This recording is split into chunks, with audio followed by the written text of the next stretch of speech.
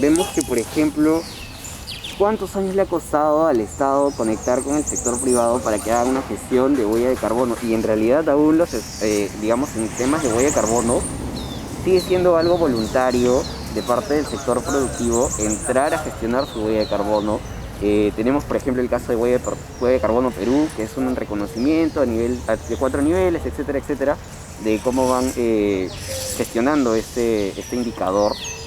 Sin embargo, aún no tiene tanta fuerza. Está avanzando poco a poco, pero justo en lo que vemos cuando empezamos a conversar, ¿no? ¿A qué velocidad estamos avanzando? Mira, la huella de carbono Perú es una iniciativa muy buena, muy buena, que está relacionada esencialmente a la ISO 14064. Esa es basada en esta norma internacional de las ISO. Mira, nuevamente hablando de las ISOs. Si bien es una iniciativa bien interesante, lamentablemente peca de esta constante en las iniciativas del Estado, que son islas, que no se conectan con la realidad. Por ejemplo, que no se conectan con la realidad de la mayoría de la fuerza económica del Perú. Te comento, en muchos países europeos, bueno, están estos cuatro puntos. El primer paso es el cálculo de la huella de carbono, luego es la verificación, luego es la reducción y luego es la neutralización o compensación. Claro. Ya listo. En varios países de Europa se exime el tema de la verificación de la huella de carbono para las pymes. En el Perú no. Claro, y ahí es un problema. Gestionar la huella de carbono, o por lo menos entrar a hacer el intento, es carísimo. Es carísimo. Quiero implementar la ISO 14064. No sé, aquí en la esquina pues habrá un puesto mecánico, digamos.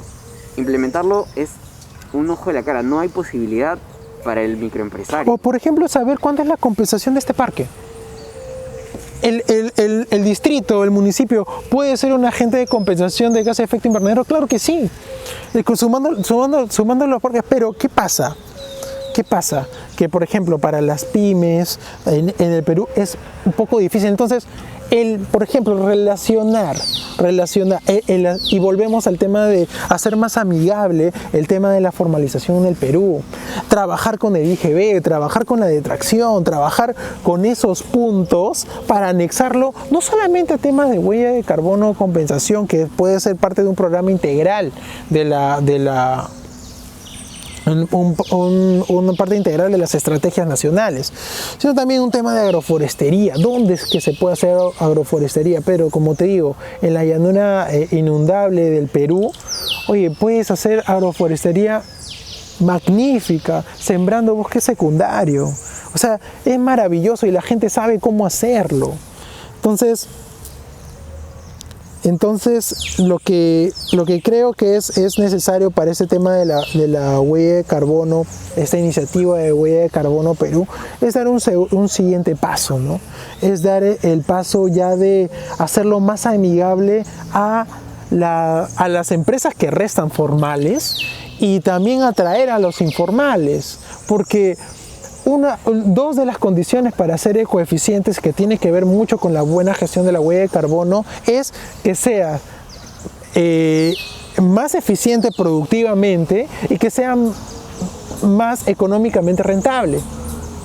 Entonces, si tú le dices a un empresario, oye, ¿sabes qué? Vas a lograr tus objetivos invirtiendo menos. Oye, ¿tú piensas que ellos están locos para no ir?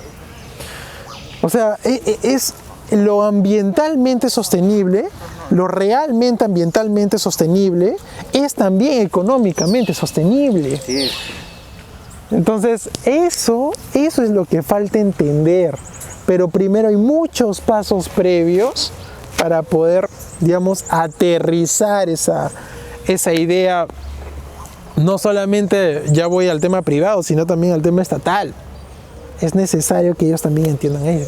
Claro, o sea, yo tomo un ejemplo cualquiera, ¿no? De aquí un puesto mecánico y tú ya vas al tema de gestión municipal, por ejemplo. Entonces, en todos los niveles y en todos los sectores se puede hacer esta gestión. La idea o lo complicado, o tal vez no lo complicado, sino lo que falta es, como bien mencionas, integrar a todos estos agentes con diferentes estrategias, porque no puedes integrar de la misma forma quizá al microempresario que al empresario formal de la gran empresa, ¿no? Como bien mencionas, en otros países hacen un subsidio para que estas personas puedan calcular su huella de carbono. O inclusive hasta lo hacen libre, hasta lo hacen, no calcularlo, sino la verificación. Claro. ¿No? La verificación. Claro, verificar la huella para poder implementar la gestión de esta para reducirla justamente, hacer una producción más limpia, proponerle tecnologías que sean no solamente ambientalmente amigables, sino también que le proponga al empresario que este cambio de tecnología en el largo plazo o quizá en el mediano o hasta en el corto puede ser un beneficio económico porque va a minimizar en gastos de electricidad, en gastos de agua, en su cadena productiva va a tener diferentes incorporaciones que le van a permitir que al final su producto va a costar en producción menos de lo que antes costaba y por lo general el ahorro viene en el consumo de servicios. Y eso no va a afectar la calidad del producto que está generando.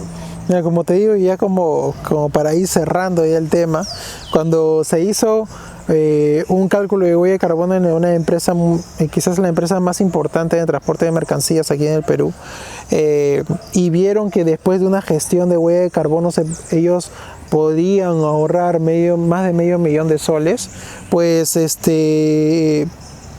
o sea, el seguir con esa gestión simplemente es una consecuencia basada en los hechos.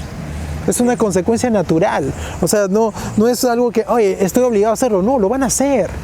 Entonces, es importante reconocer que hay alternativas por ejemplo, para este tema de transporte que no necesariamente tengan que ver en este tema de la recesión, que vamos a estar más al fondo conforme pasen los meses, porque ya vemos cuál es la gestión en este tema de la pandemia, que no solamente es la alternativa de cambio de la matriz energética de esos camiones, no solamente, quizás ese es un paso necesario y un paso que se va a dar, pero también se pueden trabajar modelos matemáticos para poder predecir la eficiencia del combustible, por ejemplo. Elegir las rutas. Elegirla, tan sencillo. Y volvemos al tema de la información, los horarios, las rutas, la pericia que tiene el chofer para hacer los cambios en un camión. O sea, el tan solo hecho de la capacitación y el seguimiento puede hacerte ahorrar medio millón de soles y puede hacer que tu huella de carbono reduzca significativamente. Entonces, ¿se puede hacer eso? Claro que se puede hacer eso. Y definitivamente pues se relaciona también a la creación del Ministerio del Ambiente, que tiene que ver con el TLC con Estados Unidos, pero eso ya creo que va a corresponder a otra conversación. Claro que sí, Frank, pero nos damos cuenta ya también, cerrando un poco la idea, lo importante que es poder visualizar, entender que en cada sector o para cada agente hay una estrategia a desarrollar para poder neutralizar, compensar, para poder gestionar la huella de carbono. Hay que saber en qué puntos se puede trabajar y para eso primero hay que entender cómo funciona cada sector y cómo funciona la huella de carbono, cómo funciona la ISO 14064. La ISO 14064, hablando de la huella de carbono de las organizaciones, la ISO 14067, hablando de huella de carbono del producto, o la PAS 2050, hablando también de la huella de carbono, la PAS 2060, el GHG Protocol. Hay bastantes digamos, documentos que nos pueden servir de apoyo para estos temas, ¿no? Entonces, importante estos temas para poder seguirlos y para ir cerrando con la idea y ya la conversación, me gustaría cerrar diciendo o recalcando la importancia de la pasión que sentimos o que deberíamos sentir los gestores ambientales, los ingenieros ambientales. Cuando yo digo, por ejemplo, que una verdadera gestión ambiental no consiste en apasionarse en salvar a un arbolito, sino lo que realmente me refiero, y muchas veces es malinterpretada esta frase, es que debemos ver como gestores ambientales o debemos tener una visión ecosistémica donde veamos todo el bosque y no solamente un árbol. Entonces, cuando nosotros cuidamos el ecosistema nos recompensa obteniendo más beneficio del mismo.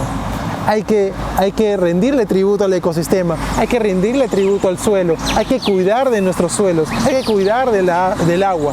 Y principalmente, al menos para mí, antes de hacer todo eso, hay que cuidar la mente. Porque son la mente de las personas. La mente de las personas contaminadas previamente, las que contaminan más el ambiente, ¿no? Entonces, a cuidar la mente, que eso ya es cuidar el ambiente.